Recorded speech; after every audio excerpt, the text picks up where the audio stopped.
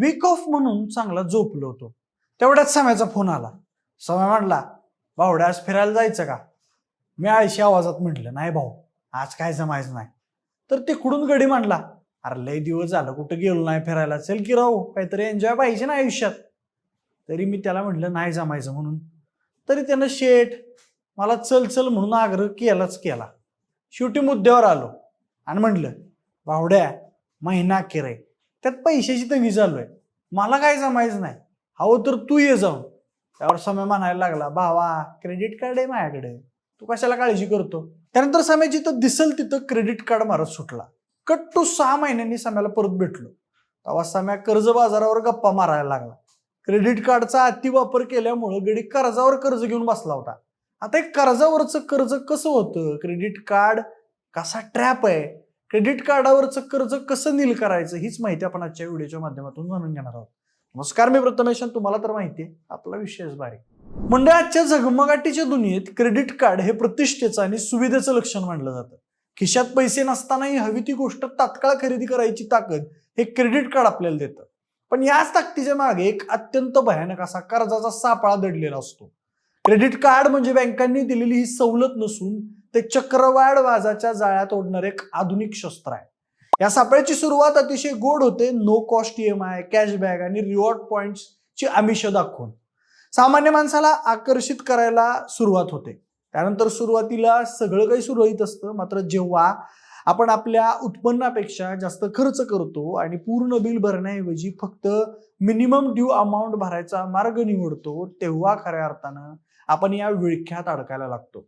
अनेक जण विचार करतात की फक्त 5% रक्कम भरली की काम झालं, पण उरलेल्या 95% रकमेवर बँक दरमहा 3 ते 4% इतकं व्याज लावतं. आणि याचाच जर वार्षिक हिशोब केला तर हे व्याज 35 ते 45% घरात जातं, जे कोणत्याही वैयक्तिक कर्जापेक्षा कितीतरी पटीनं जास्त असतं. एकदा काय व्याजावर व्याज चढायला लागलं की मुद्दल बाजूलाच राहते आणि माणूस फक्त व्याज फेडण्यातच आयुष्य घालवतो. यालाच आपण क्रेडिट कार्ड ट्रॅप म्हणतो. त्याच बाबतीत कर्जाच्या या चक्रव्यूहाबद्दल बोलायचंच झालं तर हे प्रकरण एखाद्या सरळ दिसणाऱ्या रस्त्यावरून अचानक खोल दरीत कोसळण्यासारखं असतं. सुरुवातीला जेव्हा आपण कर्जावर कर्ज काढतो तेव्हा आपल्याला वाटतं की आपण खूप हुशारीने परिस्थिती हाताळतोय, पण खरं तर आपण एका विहिरीतला गाळ काढण्यासाठी दुसरी मोठी विहीर खणत असतो. समजा एका बँकेचा हप्ता भरण्यासाठी तुम्ही दुसऱ्या बँकेकडून कर्ज घेतलं तर तुम्ही फक्त मुद्दल बदलता, पण त्यासोबत येणारे चक्रवाढ व्याज तुमच्या नकळत दुपटीने वाढत जातं. हे गणित इतकं भयानक असतं की त्यामुळे तुमच्या कर्जाची रास इतक्या वेगानं फुगत जाते की काही काळातच व्याजाची रक्कम मुद्दलापेक्षा मोठी होते.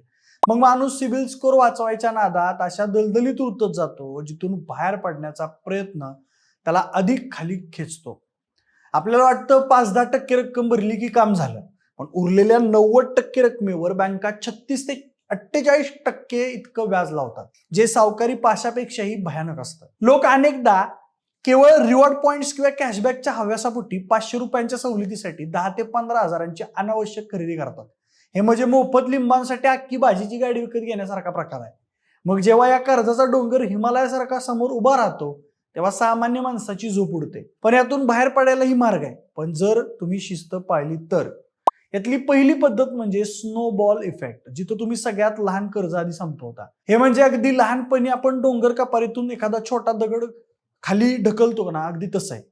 एक छोटं कर्ज फिटलं की जो मानसिक आनंद मिळतो त्यातून पुढचं मोठं कर्ज फेडण्याची ताकद मिळते. हे कर्ज नील करण्याची दुसरी पद्धत म्हणजे ॲव्हालांच पद्धत, जिथं तुम्ही सगळ्यात जास्त व्याजदर असलेलं कर्ज आधी संपवता, ज्यामुळे तुमच्या खिशातून व्याजापोटी जाणारी पैशांची गळती थांबते. त्यानंतरचा विषय म्हणजे जर तुमची अनेक क्रेडिट कार्ड्स ओव्हरफ्लो झाली असतील तर कर्ज एकत्रीकरण हा एक चांगला पर्याय ठरतो.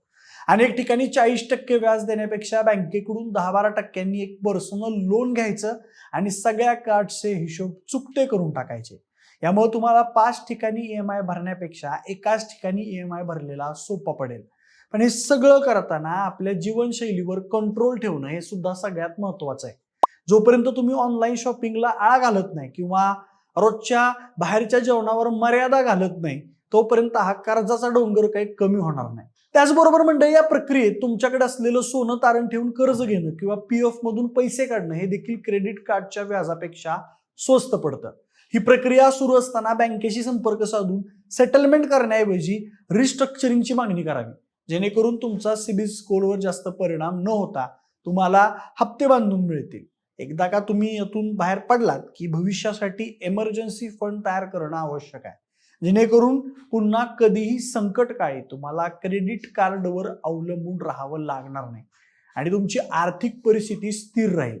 थोडक्यात सांगायचं झालं तर कर्ज हे आगीसारखं आहे, जोपर्यंत ते शेगडीत आहे तोपर्यंत स्वयंपाक होतो, पण जर ते घराच्या छताला चुकून लागलं तर सगळं काही राख करून टाकतं. त्यामुळे अंतरून पाहून पाय पसरणे हा जुना सल्ला आजही डिजिटल जगात तितकाच लागू पडतो.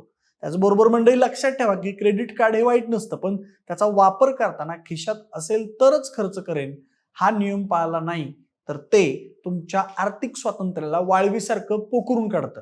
त्यासोबतच संयम, नियोजन आणि कठोर आर्थिक शिस्त हेच या चक्रव्यूहातून तुम्हाला बाहेर पडण्यासाठी एकमेव साधन आहे. एकदा का तुम्ही यातून बाहेर पडलात की पुन्हा कधीही केवळ दिखाव्यासाठी कर्ज काढणार नाही याची शपथ घेणं गरजेचं आहे. तरच तुमचं भविष्य सुरक्षित राहील. बाकी मंडळी, क्रेडिट कार्डच्या ट्रॅपमध्ये तुम्ही फसलात का कधी? क्रेडिट कार्डचं कर्ज कशी मानसिक हानी पोहोचवतं हे आम्हाला कमेंट करून नक्की सांगा. सोबतच आपल्या विशेष बारीच्या YouTube चॅनलला सबस्क्राईब करायला अजिबात विसरू नका. धन्यवाद.